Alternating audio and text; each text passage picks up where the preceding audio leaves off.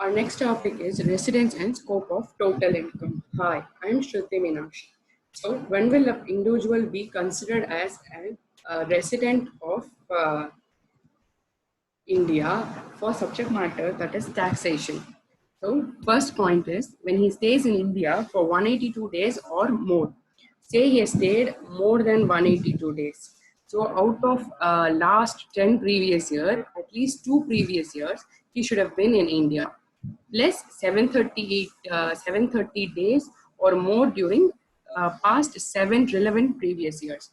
So if this is yes, then he is a resident, ordinarily resident. If not, the individual is resident, not ordinarily resident.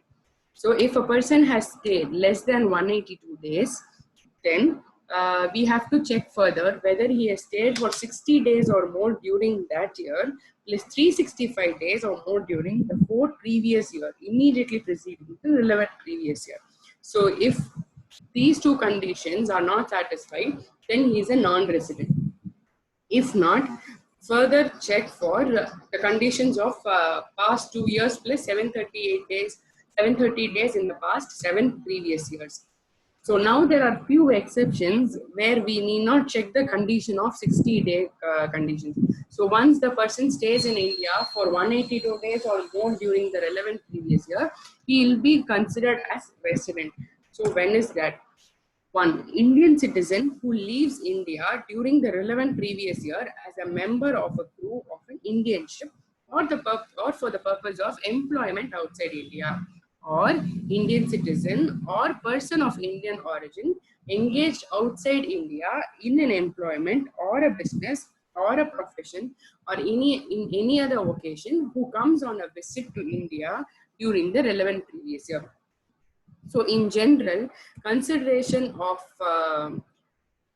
residence of an individual, his citizenship does not come into consideration. So a person can be a citizen of one or two countries. However, he can be a resident of multiple countries. Whereas for consideration of these two exceptions, he should be a person of Indian origin or an Indian citizen. So let's check with an example. Say there is a Canadian person who comes to India for the first time in the year 2015-16 for 55 days. So further, there are a number of days. We have to find for the assessment year 2021 whether he or she is a resident. So first condition is checking in the relevant previous year, which is 2019-20. They've stayed for 182 days or more. In this scenario, they have stayed only for 70 days. So that condition is not satisfied. So once that condition is not satisfied, we'll have to check for 4 previous years. First, we have to check whether 60 days or more in the relevant previous year. Yes, so they have stayed for, like he or she has stayed for more than 60 days in the relevant previous year.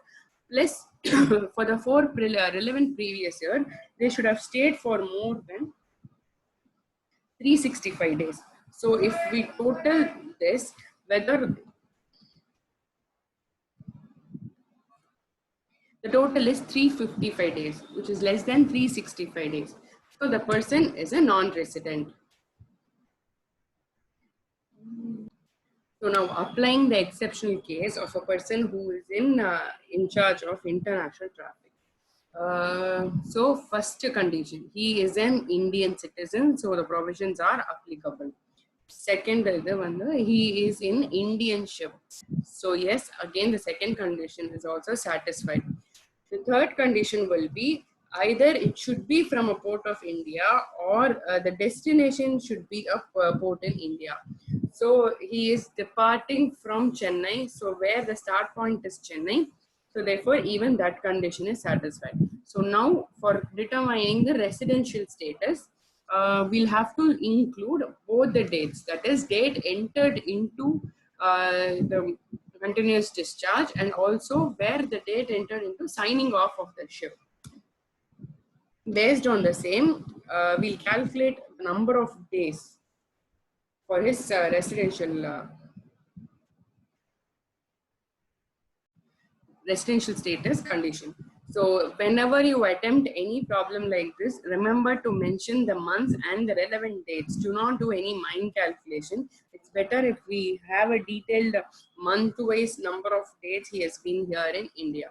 So since it is including the date he has entered into for joining the ship, even 6th June has been included for computation of number of days of stay in the month of June.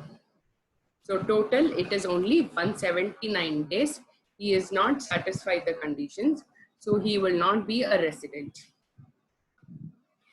Since this is covered by the two exceptions, we need not further go and verify for the 60-day condition and the previous 4-year condition also.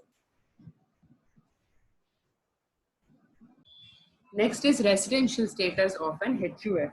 So, number of days determines the stay. For of state determines residential status for individual. For HUF, it is control and management of its affairs. Once it is entirely outside India, we need not further check anything. It is a non-resident. So once the control and management of its affairs, that is of the HUF, is inside India, then we'll have to check the residential status of Karta. If he stays at least 2 previous years out of 10 previous years, plus in India for 730 days or more during the 7 previous years, then the HUF as such is a resident, ordinarily resident. Otherwise, it is a not ordinarily resident. For firm, AOP, local authorities and AJP, it is same as HUF, that is control and management of its affairs should be situated wholly or partly inside India. Otherwise, it will be treated as a non-resident. For companies, either Indian company or its POEM, that is place of effective management, should be in India. So once a company is registered in India, then the same shall be Indian company, like a resident company. Say a foreign company has a branch in India where all the key management and commercial decisions are made in India. That is, the branch has a separate board which decides everything here, and it's all its essence, that is in all the decisions in substance are taken in India. Then it is considered as a resident Indian company. Otherwise, the same shall be treated as a foreign company, and the taxation of both will differ.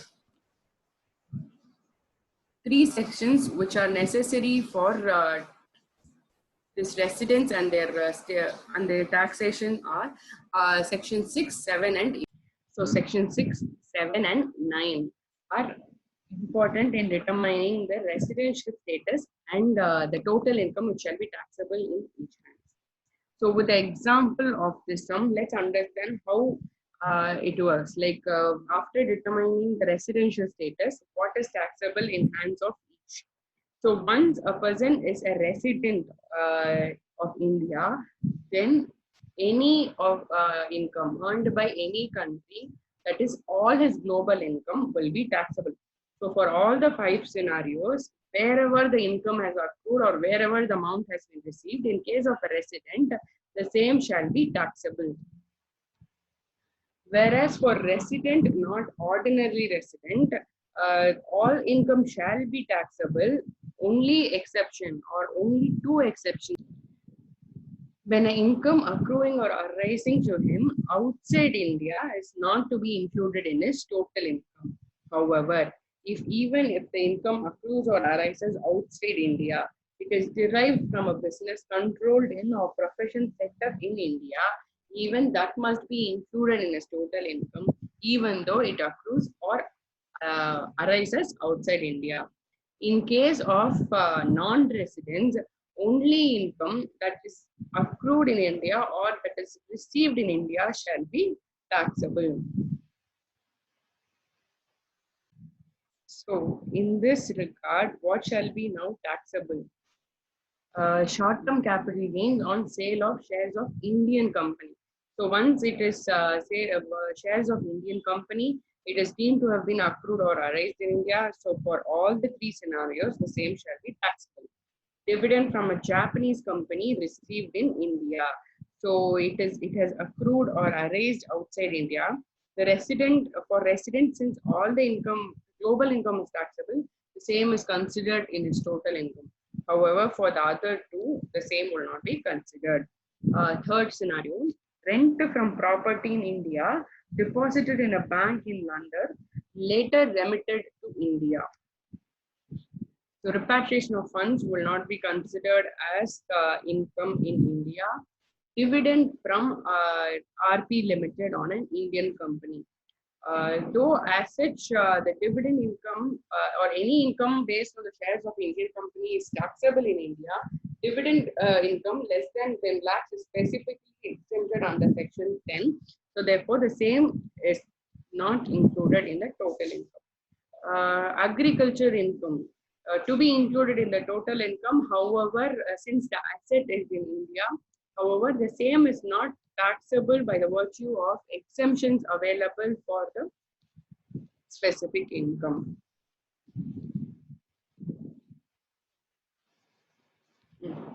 Now, understanding the concept with few more examples.